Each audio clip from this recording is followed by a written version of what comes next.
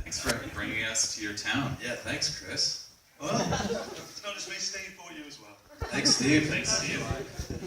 And all these people brought you, and I know there's a lot of Astron-6 fans here tonight. Yeah!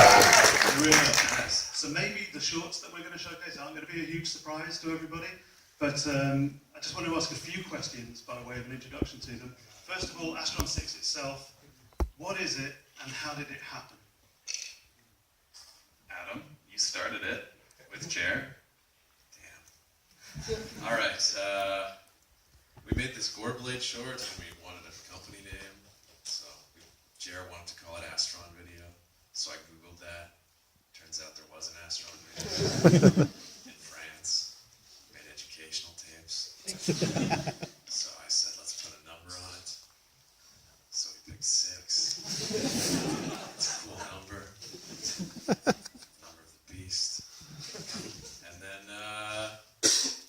then we got these guys in, and then we made this cool logo. And, I mean, that's really it. It was like, there's a cool logo now, so we should put that at the beginning of our stuff. But at this stage, there wasn't much stuff. There was just Goreblade and the logo. Well, at this stage, there wasn't even Goreblade. It was mostly just a lot of phone calls. So, it's pretty pathetic. But now it's an empire, as you can see. It's worth millions. And then we had 5 people, and it was called Astron-6. Don't point that out. I'm pointing Wait it till out they because... ask you. Okay. The sixth is the Well, audience. now just say it. Yeah, okay, the 6 is you guys, the audience. I have to say, You, the the viewer. So, what was it that brought you all together then? And, I mean, obviously you're starting out making very, very low budget films. Did you all have like a shared passion? And how did you come together? We were all making films separately, and we all hated each other, as filmmakers tend to do, because we all are competitive people and all want to make the best films, and we hated the other people because we all thought they were making the better films. So we all met at a short film festival in Winnipeg, and we thought instead of hating one another, why don't we work together and hate one another? And on top, Passive-aggressively. And yeah, we joined from there. All came into it already making films and then use each other to try and make them better. Steve, Connor, you haven't got a microphone, but it's the same. Yeah, well, Matt and I had been making movies together since high school, so we were already a pair. And yeah, we hated Adam. Adam hated us and thought we were idiots. And we just thought he was a douchebag. But then we finally realized that like the only stuff within the filmmaking community in Winnipeg that we liked was each other's stuff. We kind of hated all of the other stuff that was being put out there. But we dug each other's stuff, so we decided to join forces for that reason. Yeah, the first thing I liked about these guys, I was like, fuck, this is too good. It's got to be a fluke. They clearly don't know what they're doing. And they lucked upon some funny idea. They probably stole it from somebody. And they probably had thousands of dollars to do it. And it turned out it was shot on high 8. It was shot on VHS-C, actually. Holy, really? Take that, Adam. But you had like quite a sort of shared taste in films as well, I guess. Like your influences are quite sort of similar. Strangely, we do. We have the same sensibilities about pretty much everything and the same reference points, despite the age difference. I don't know why. I've been theorizing, but apparently, I think it's just because they were watching stuff on video in the 90s that people were already watching in the 80s. He says it's because we grew up in a small town and we were all 10 years behind. Yep, that's what I thought. So that 10 years gave you the edge, psychologically then. Yeah. Me? It's what made us identify with each other. Just put us all on the same page. And have you got, this sounds now like a daft question, but have you got advice to filmmakers out there in the audience? Because obviously the collaborations worked quite fruitfully. Have patience. Just give up. We're waiting for Connor, that's his usual now. He's quit. Advice, yeah, have patience. Where is that going? I think to have patience is going to be, like, we've been doing this 7 years. Yeah. And we're waiting to earn $1. So, just be prepared for a long. I think 8 years is probably the time. That's how long it'll take, and then you'll start making big money. After 7 years, though, you get flown to the UK. Yeah, We made it that far. you guys are gonna love it there. You will fit right in. Do you always see short films as a route into making feature films, or was it just making films that's the important thing? I think we just wanted to make films, and obviously, I think we always intended to make features. It's just the natural progression usually is to start with shorts and build up to features. So, And well, like I say, we've got the editor on tonight, and Steve Kostansky collaborated with the director Manborg. His new short is part of ABC's of Death 2 that was screened on Sunday. it's a great short. Yeah, his is amazing, and we can say that without any guilt, because we have no involvement in it whatsoever. But it's really good. And tonight we're also going to see your brand new short film that the three of you made. Yeah, we're starting tonight with the first episode of a web series that we've been working on.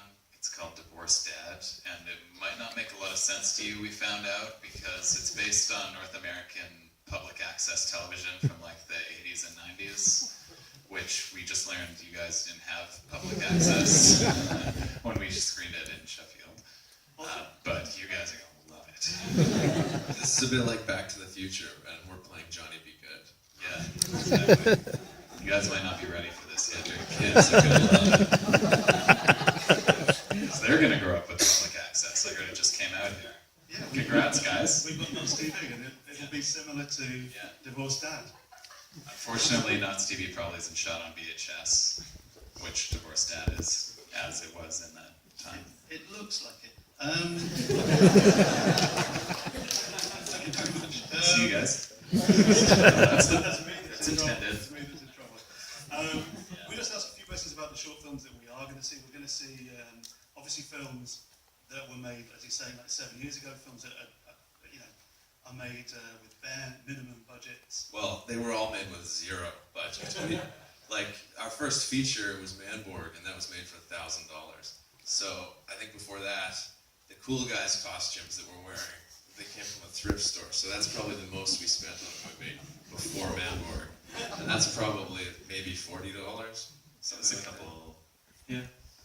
And we're going to screen the Goreblade films as well, which are essentially your first film. Yeah. I mean, a lot of these are embarrassingly dated now and shot on terrible equipment, standard video. So, But you can see where the Astron sensibility was developing still, I'd say. but maybe stay for the editor. You know, that's a beautiful movie. It's got. Don't let these talk you out of I'm the still going editor. to go through this list. And Breaking Santa. That's kind of fairly recent. Yeah, it's from like 3 years ago now, I think. So it's still older, but we used to. We used to do a Christmas short every Yeah. year, and I think, are we going to do another one after that? We'll see. It's hard to go back to doing such cheap, shitty little shorts. If we do it, we'll shoot it on VHS. Yeah, we've kind of realized that that's what we want to be doing, is shooting zero effort. So you don't have to light VHS. Well, it helps if you There's light zero it. setup. You can light it with just a light, though. A literal light. That's the future. VHS. That's my advice to filmmakers, is shoot on VHS or Betamax if you can. It's so easy and fun. So we've also got Inferno with the Dead and Laser Ghost 2. Laser Ghost 2 is like probably our biggest hit as a short, and that was Steve directed that, and we all kind of helped write it, I guess, but it was really Steve's baby. And Inferno of the Dead is Jared Gillespie's baby, and yeah, they're both from 2007, 2008. I love both of them. Though. Inferno is like Jared's take on Burial Ground. And we've got Fireman as well, which is fantastic. Thank you. My favourite. Cheers. He made it. And we've got Biocop. Woo! Just has got some fans. I heard that. Yeah. It's like that thing as well where you are having to do everything. Yes. know, I mean, it's pretty much, it's not just a collaboration, it's the fact that you're lighting it, you're shooting it, you're acting, everything, editing. Well, the cool thing is we're still doing that in the editor, which was our biggest budget movie. So nothing's Not changed. big enough. Not big enough is what we learned. So I think that's the thing that everyone can take from the shorts, that they've got a fantastic opportunity to see you developing as the filmmakers that are going to be making the editor. And Yeah, the editor is such a fantastically stylish, stylized thriller. Thank you. So funny, so cool. But all the origins of those brilliances in the editor are in these short films here. So, ladies and gentlemen, sit back, settle back, and enjoy the Astron-6 short film showcase. And a big round of applause, please, for Conor.